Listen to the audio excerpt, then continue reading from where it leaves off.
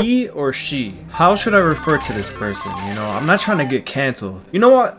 I don't even care anymore, because if you ask me if I'm smashing or passing, I am.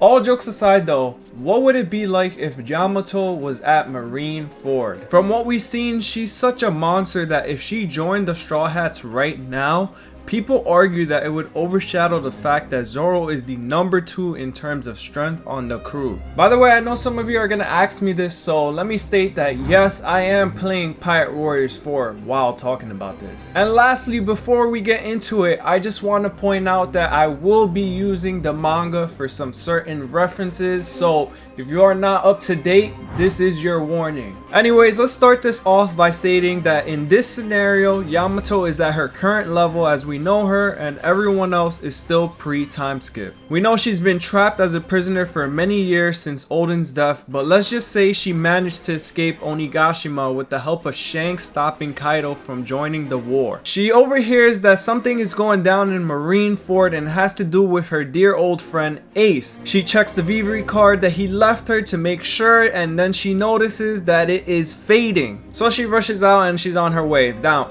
let's get started with who are the people that she can beat once she arrives. Well, for starters, that would be the people that Luffy already defeated up to the Wano arc. I mean, I think it's only fair to say that, right? So this includes Crocodile, Gecko Moria, Doflamingo, Boa, even though they never really fought. And lastly, you can throw Law in there because he couldn't even defeat Dofi. Now, as far as Kuma, it's a bit hard to tell as we never seen his full potential in a battle, but he would be hard to face against because of his Devil Fruit abilities. In the recent chapters, we saw that even Admiral Akainu wasn't able to recapture him, but he did deal a significant amount of damage to him, so therefore I think she can beat him just as long as he doesn't send her or himself to another location. As for Mihawk, there's really nothing to be said here. I mean, he is the world's strongest swordman and Shanks' rival, who is an emperor, and he already surpassed him, so therefore she doesn't really have a chance against him. And lastly, I actually forgot to mention Buggy, just because he's such a meme and literally a clown. So yeah, I honestly think that she can take him on easy, but at the same time, I feel like Oda's cooking something up here, and Buggy is low-key like a really strong person. I mean, he is an emperor right now, but obviously due to Mihawk and Crocodile holding it down there, but that's just a discussion for another day. Now let's move on to who she can beat from the Whitebeard Pirates. This one may trigger you, but she can pretty much beat any of the Whitebeard Pirates.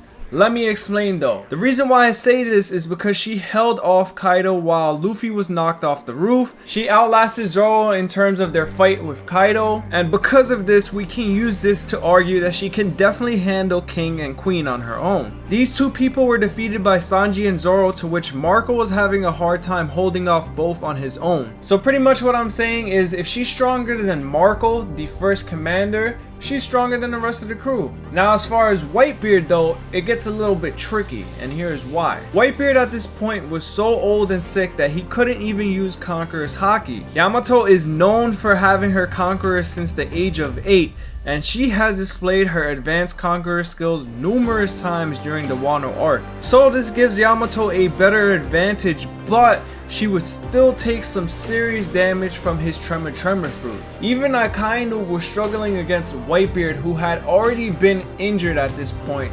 So that tells you enough to say this is why he is the world's strongest man, and I don't think it's gonna be a very easy fight for her. It's definitely gonna be a hard difficulty fight for her, but at the end she might be able to take it in her hybrid form. Now lastly, moving into the marine side, I don't think she would have too much of a hard time against Sengoku. I mean, he is an old dude, and because of her hybrid form in this, I think she would make this a low difficulty fight. Garp on the other hand though, he is old, but he would definitely give her the work. There's no arguing that. I mean, he is the strongest marine after all from what we know, and yeah, she's not going to be anywhere near beating his ass the most she'll do is some damage, but Garp's coming out winning. As for the 3 admirals though, starting with Kizaru, I think he's the weakest one of the 3, but what can be the most difficult thing for her to deal with is his speed. I don't know exactly how much faster he is than a hybrid Yamato, but I would say there's definitely a bit of a gap there. But once again, with the help of her conquerors, she can hold off his Logia abilities and give him a bit of a hard time. In the end, it's hard to tell who would win, as we are currently seeing Gear 5 battling him and not having too much of a hard time, but we have to remember that all these admirals display how good they are using their devil fruits. So this pretty much means that all 3 of them must know their devil fruit awakening abilities. As Kaido would say though, a devil fruit power will never conquer the world. Haki transcends all devil fruit powers, so do as you may with that information. But for the last 2 admirals, Aokiji would most likely beat her since he went head to head with Akainu and gave him some work, and I definitely think that Akainu would clear that easy. With all of that being said, we now have a clear image of the people on the battlefield she can beat, so the main question is, if she showed up, what would happen? Would she be able to save Ace? And to answer the question, it's yes. Yamato would be able to hold off a good amount of forces till Shanks showed up, and that would allow Ace to be saved. Here's how it would go down. She would show up and Luffy would be like, "Who are you?" And she'd be all like, "I'm Oden Kazuki and I'm here to save Ace." To which Luffy would just be like, "Okay." Whitebeard would see these 2 and be like, "Who the hell are they?" but immediately acknowledge Yamato's strength and the fact that she's claiming herself as Oden trying to save Ace. He'd be all like, "Yeah," and say something like, "You stupid brat, you think you can just come here and claim your identity as the greatest samurai? Show me what you got." To which they would all charge ahead. Yamato can immediately use her Conqueror's Haki to knock out all the small fry on the field. This would then leave all the warlords and pacifista to charge in. Boa would immediately get jealous and take her anger out on all the marines, helping Luffy's side to have him acknowledge her. All the Whitebeard pirates would be able to hold them off as Yamato and Luffy advance, then reach the admirals. Yamato would then do her best to hold them off as Luffy goes ahead of Ace.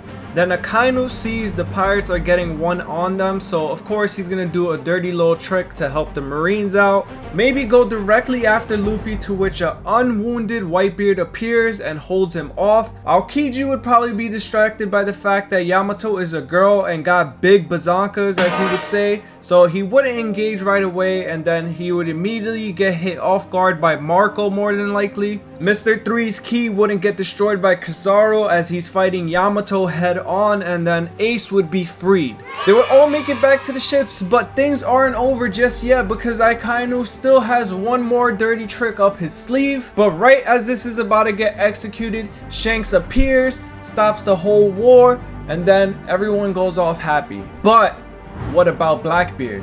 Well, given that he's another dirty rat who waits to swoop in at the perfect time, he would probably never attempt to go after Whitebeard in this situation, therefore leaving him with only 1 devil fruit still.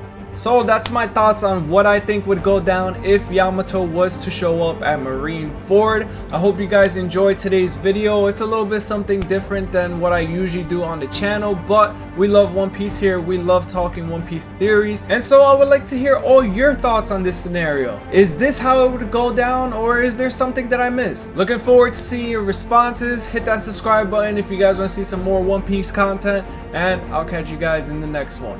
Peace!